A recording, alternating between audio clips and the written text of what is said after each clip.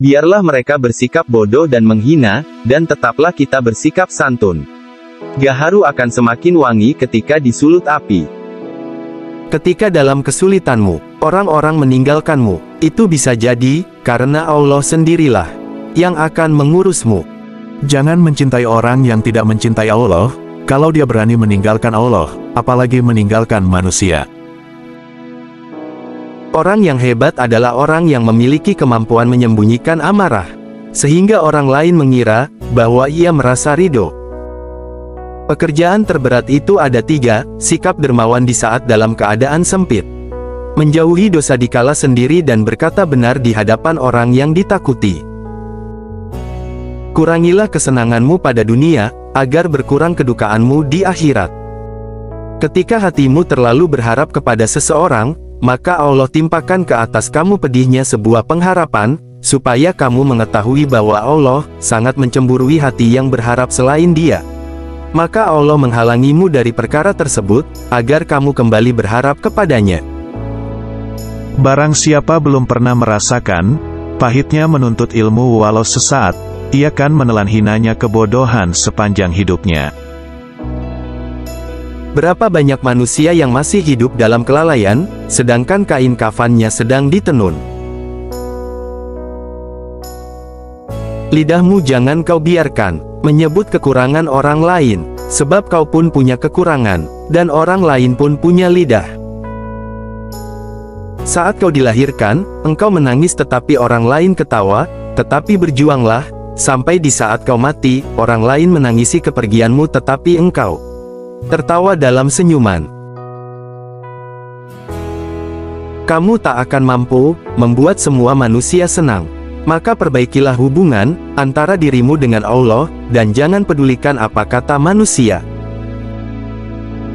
Ucapan adalah kesadaran akal dan diam adalah tidurnya. Maka lihatlah bagaimana engkau memperhatikan akalmu di saat sadar dan tidurnya. Seorang yang cerdas adalah orang yang memiliki akal yang mencegahnya dari perbuatan tercela. Harapan di dunia ini tidak akan sempurna, melainkan dengan 4 hal, yaitu agama, menjaga diri, keseriusan, dan amanah. Barang siapa yang meminta maaf atas kesalahan yang tidak ia lakukan, maka ia telah melakukan kesalahan. Barang siapa yang berterima kasih kepadamu atas apa yang tidak engkau kerjakan, maka berhati-hatilah ia akan mencelamu terhadap kesalahan yang tidak engkau lakukan. Barang siapa yang berbuat baik kepadamu maka ia telah percaya kepadamu, namun barang siapa yang menjauhimu maka ia telah menceraikanmu. Barang siapa yang menjelekkan orang lain kepadamu, maka ia akan menjelekkanmu kepada orang lain. Barang siapa yang membawa kabar buruk orang lain kepadamu, maka ia akan membawa kabar burukmu kepada orang lain. Dan barang siapa yang engkau buat senang hingga berkata apa yang tidak ada pada dirimu, maka ketika engkau membuatnya marah maka ia akan mengatakan apa yang tidak ada pada dirimu. Barang siapa menasihati saudaranya secara diam-diam, maka ia telah menasihatinya dan berbuat baik kepadanya. Namun, barang siapa yang menasihati saudaranya secara terang-terangan, maka ia telah mencelanya dan menjelekkannya. 4 orang yang tidak akan Allah sia-siakan mereka, prajurit yang bertakwa, hamba yang zuhud, wanita yang amanah, dan anak kecil yang beribadah. Hiduplah dengan orang-orang dermawan, maka engkau akan hidup dengan kedermawanan. Namun, janganlah engkau hidup dengan orang yang pelit, maka engkau akan hidup dengan kepelitan. Barang siapa yang mendengar dengan kedua telinganya, maka dia akan menjadi seorang pencerita. Barang siapa yang memahami dengan hatinya, maka ia adalah orang yang tersadar. Dan barang siapa yang memberi nasihat dengan perbuatannya, maka ia adalah orang yang memberikan petunjuk. Kebebasan adalah kemuliaan dan ketakwaan, maka barang siapa yang memiliki keduanya maka ia adalah orang yang bebas.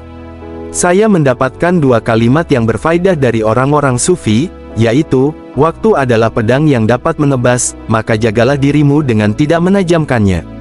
Jikalau dunia ini adalah sebuah barang yang sangat berharga yang dijual di pasar, sungguh saya tidak akan membelinya walaupun dengan sebuah roti. Kebaikan dunia akhirat terdapat dalam 5 hal, yaitu, kekayaan jiwa, tidak menyakiti orang lain, rezeki yang halal, ketakwaan, dan kepercayaan kepada Sang Khalik dalam setiap keadaan. Barang siapa yang ingin dibukakan untuknya pintu cahaya dan hikmah, maka hendaklah ia sering menyendiri, mengurangi makan, menjauhi orang-orang bodoh, dan membenci ulama yang tidak memiliki adab dan akhlak.